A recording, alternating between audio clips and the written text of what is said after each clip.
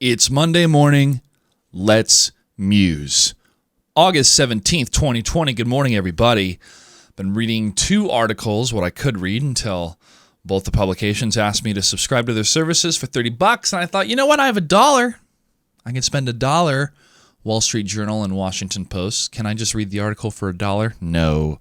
There's no button for that. There's no easy tip button for me to read the article. If they had that, they'd be doing much better digitally. But you got to go to where the good reporters are. There's good reporters across all spectrums, but you know them by their work. So I want to read a few paragraphs from one article and then a headline from another. This first one is, Dear Baby Boomers, It's All Your Fault. Now, don't get too crazy about the headline because it dives a little bit deeper here, but it's by Charlotte Alter at the Washington Post, and it is about the book, Okay, Boomer, Let's Talk, How My Generation Got Left Behind by Jill Filipovic. I have not read the book, but it sounds fascinating. Here we go. Approximately 1 million years ago in 2019, the long-simmering generational tension between the baby boomers and the millennials exploded into meme combat. The internet was alight with cries of Okay, Boomer, as younger generations issued a collective eye roll to their boomer parents. In her book, Okay, Boomer, Let's Talk, author Jill Filipovic explains that what she sees at the root of the tension. Millennials are leading different and often worse lives than their parents did, and boomers are to blame. A true reckoning with the consequences of boomer policies and decisions casts a harsh light on the children of the greatest generation, she writes, adding that this book is that needed reckoning, and, as she puts it, a peace offering to those boomers who are worried about the world they're leaving their children. The reckoning is long overdue. America is in the midst of a generational turnover, one that has the power to reshape our economy, our family structures, and the fundamental social contract we make with our government. And in a time of massive income inequality, social unrest, and political upheaval, it's hard not to blame the generation that has been at the steering wheel for the past 30 years. It can sometimes feel as if mom and dad bought a wood house, decorated everything with paper, dismantled the sprinkler system, lit a match, and now wonder why their kids are screaming that the house is on fire. Anyway, she goes further into this article, breaking down the book, and I would like to read the last paragraph just to give it a fair summation here. While it's true that boomers have largely failed to create a better world, Filipovic risks overstating the exact scope and nature of that failure and ends up laying the entirety of American social justice at their feet. At times, she oversimplifies the argument, as when she writes in the introduction that overall the boomer generation brought us a rapid national shift away from the ideas of gender equality, racial justice, and pacifism. It's true that boomers haven't lived up to their self-possessed 60s ideals, that they could have done more to achieve racial justice and gender equality, and that significant gap still remains. But America is significantly less racist and sexist in 1920 than it was when the first boomers were born in 1946. Is it? Yeah, it is, but we still got a ways to go. When they joined the social movement in the 60s and 70s, or even when they reached political maturity in the 1980s. Throughout this book, Filipovic falls into the particularly millennial habit of equating inadequate progress with total failure. True boomers didn't create a perfect world for their children, but they didn't inherit a perfect world from their parents either. Fair point. But I'll dive into why that argument is moot in 1 second. Millennials have grown up in a world shaped by boomer priorities, boomer attitudes, and boomer policies, but that world is slowly crumbling. It's quickly crumbling, not slowly. This book should help boomers understand millennials a little better, and they might as well. The winds are shifting in our direction. Yes, because that's how generational gaps happen. Okay, end of reading. So the biggest reason why we are so angry, outside of the entire financial system and collegiate system and educational system and healthcare system being terrible compared to the rest of the world and our contemporaries in other foreign languages and foreign countries that are doing just fine. The biggest gripe we have as millennials is the planet. The planet is dying. The planet is doomed. Oil companies have known about this since the 60s, and that free love and living that generation of free love, though necessary, and help continue to spark a movement, those people from that generation became jaded. They became jaded, especially after 9/11. That really shifted the country into a different mindset. The optimism was wiped out, And you can get those glimpses of optimism in films in the 90s. But you also had that dystopia, Y2K, fear, horror. Are we too integrated with technology that we've lost our connection to the natural world? That's what Fight Club was about. That's what The Matrix was about. Real fascinating stuff to see what the world was like, what America was like in the late 90s. Because that's when I was still in high school. My boomer parents were doing pretty well. We had moved to Kansas for my father to pursue a more lucrative opportunity in construction. It was a difficult task for all of us to move. We moved a couple times in my teenage years. Not fun. So the flip side of that is, having grown up with that and that optimism being completely wiped away, I don't want to go through that similar experience of chasing jobs and trying to raise a family at the same time. Now, I want to dive into what I had said in some previous episodes and what I had been thinking about after those episodes. One is about having children. Everybody has their own destiny, journey, path, and if your path is having kids and you feel the greatest amount of happiness you've ever felt having that child and growing that family, great. My anger towards anybody having children shouldn't stop you from doing that, and my own ego is like telling me, "Oh, those are not nice things to say. Maybe somebody got hurt." Like, no. This is how I feel, but you do you. The implications that I'm coming from is there's no way I can raise a family the same way my parents did. Absolutely not. And my personal choice of actually having money in the bank and not having to worry about money before I have kids is a different experience compared to what I grew up with, where money was tight sometimes. And that is not uncommon. Many, many people that grow up a certain way don't want to relive that. They want to do things differently. Well, we as millennials don't want to keep ruining the planet with impunity. We don't want to create a business where the only factor of success is growth. I want to create a business where the factor of success is the happiness of my employees. And whenever I hear the phrase, "the customer is always right," I will never work for that person or that organization, because it's false. That's wrong. The customer is not always right. Treating the employee as if they're right creates an environment that the customer wants to shop in or be at. If your policy is always to tolerate an asshole customer, that ruins the entire experience for everybody else. So anybody who says the customer is always right is wrong. That is an attitude from the boomer generation. No, that is an attitude inherited possibly from before the boomer generation. That is not true. It's not accurate. Just because of human nature. Does that mean you treat a customer with disrespect? No. But if a customer is being disrespectful to you, you don't have to serve them. Period. So looking at those comments, I want to say that. The other one was, I said President Obama was, a good man, a good president, not a great president. I think after more contemplation and realizing how racist, evil, corrupt the Republican Party is, the Democratic Party is corrupt too, but not as blatantly racist, and still trying to live in a confederacy, some of the Republicans. And for President Obama, for 2 terms, having to deal with that shit, and having people like Mitch McConnell say, he's just going to be a one-term president, or he's a lame duck. And President Obama put up the Supreme Court choice.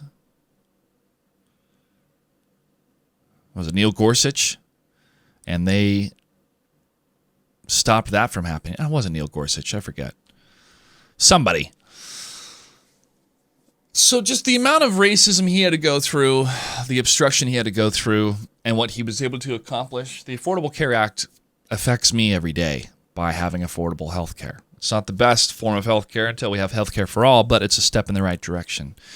And for him having been able to pass that and to still survive this long with a Republican in the White House at the moment, that's great. And as Joe Biden said, it's a big fucking deal.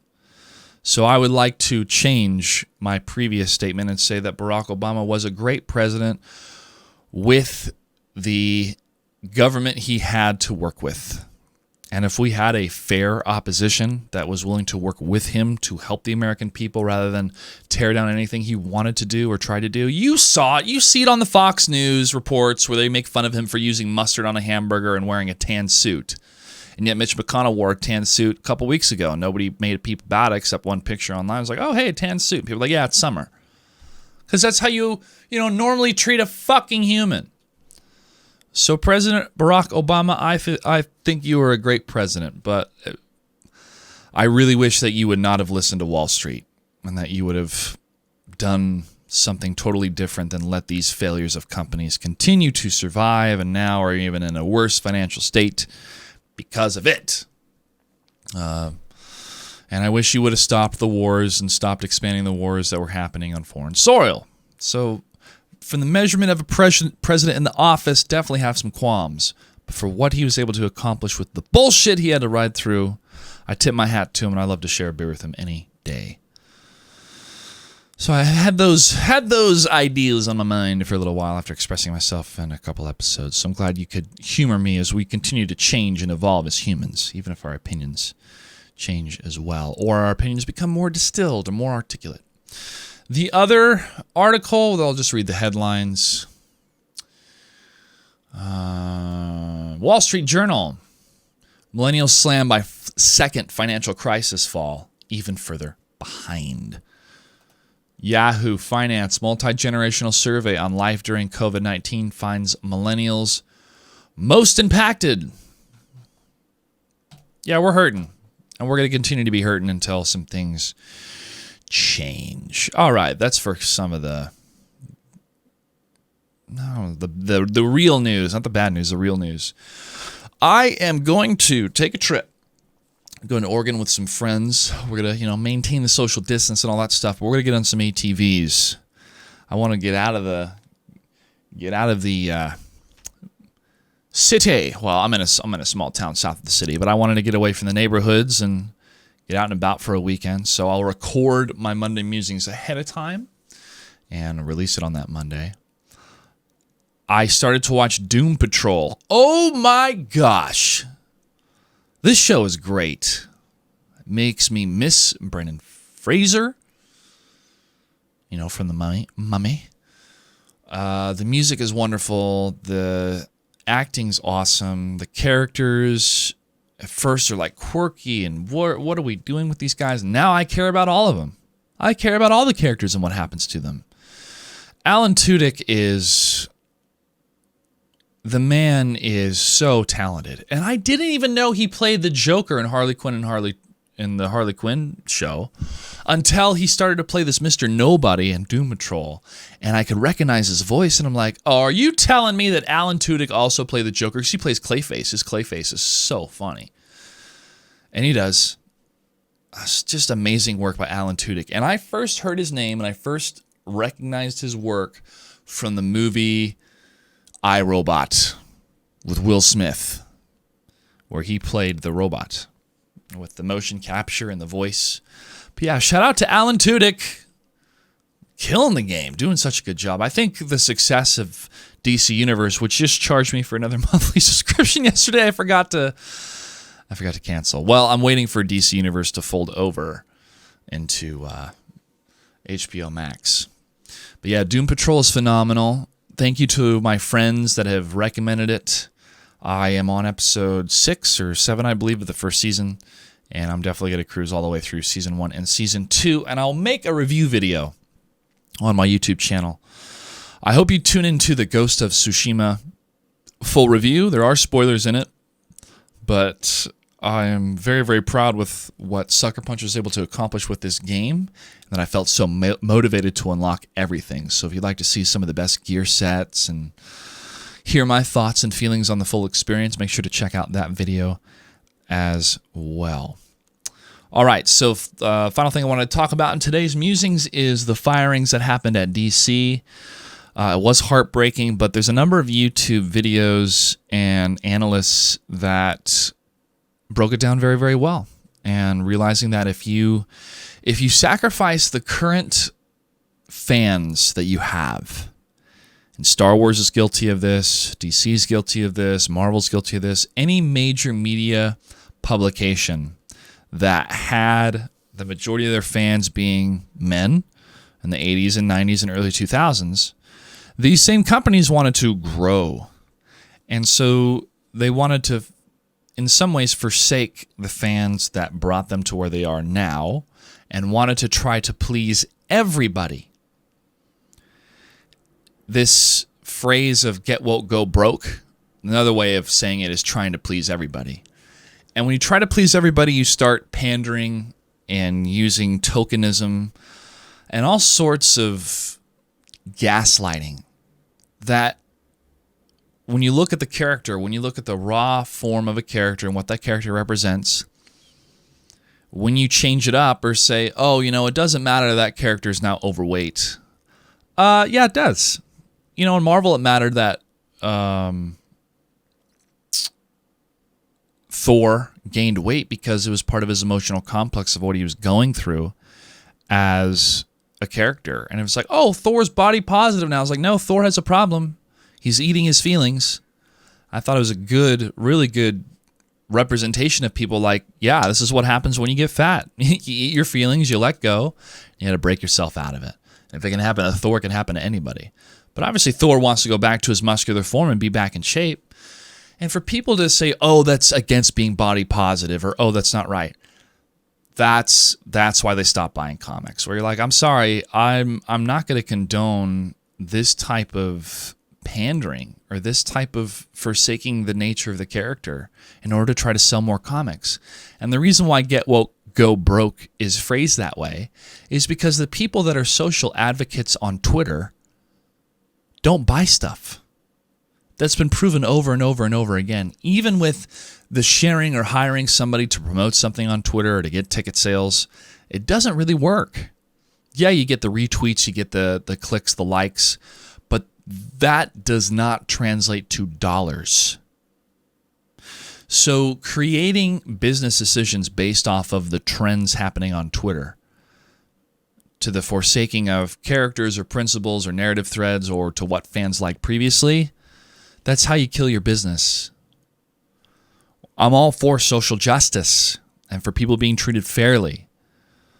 But and we saw this happening, we saw this coming, there's some great articles about it a couple years ago, but companies saw this trend and they jumped on this trend, not because they wanted to be social justice warriors, because they wanted to make a buck.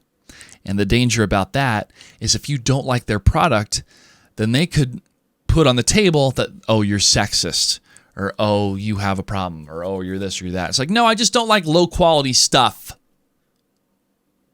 So that was one part as to why comic sales are down and why Star Wars fell on its face. But the other reason why is because it's time to trim the fat. And if you can't adapt to a digital lifestyle in a way that's conducive to the product, then you're going to keep losing money. So what DC did was stop the product lines that were not making money. The DC Direct, the statues, the figures that they make, gone. If you were buying it, it wouldn't be gone. If you were buying physical comics weekly, they wouldn't be switching everything to digital. But the genius about this is I still want to have physical comics for the graphic novels. Wolverine Origins is one of my favorite graphic novels of all time.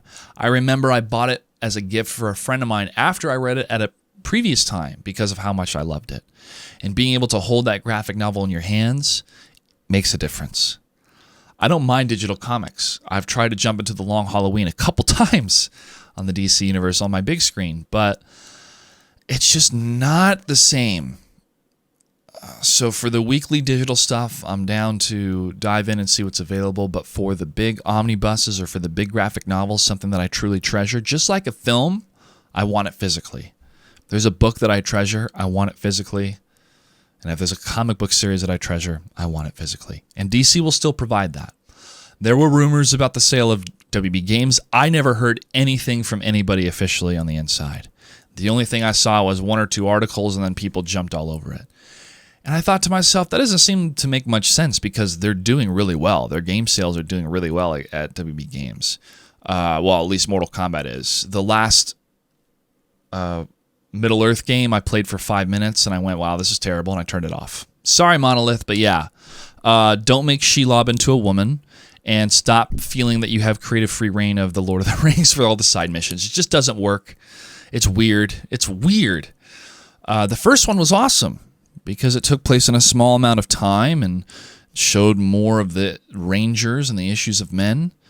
But the sequel, no, just wasn't there. And the microtransactions, bleh. But that has plagued this entire game generation. Hopefully we can move past it. Finally, I've been playing some Grand Theft Auto Online. My buddy Matt wanted to play, and so I've been checking it out. This game's been out for freaking 7 years. Yet it was the first game highlighted during the Xbox Game Showcase a couple months ago. So why would this game be highlighted? Well, the frame rates, even on an Xbox...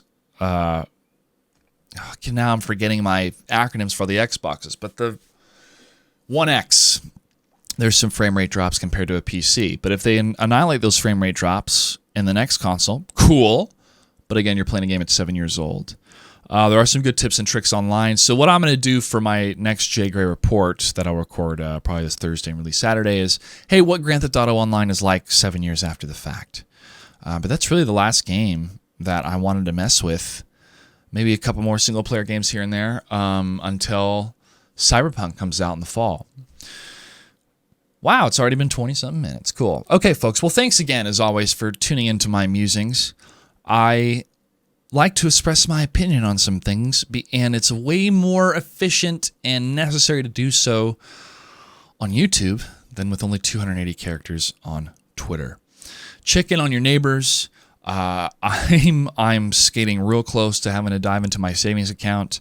I'm probably going to have to by the end of this week. I really don't want to, but hopefully the government, especially the Republicans, well, I'm not holding my breath, but hopefully something can change. And support the post office. Ask your post worker when they come by, hey, what's going on with the post office? Hey, what's up with this DeJoy guy?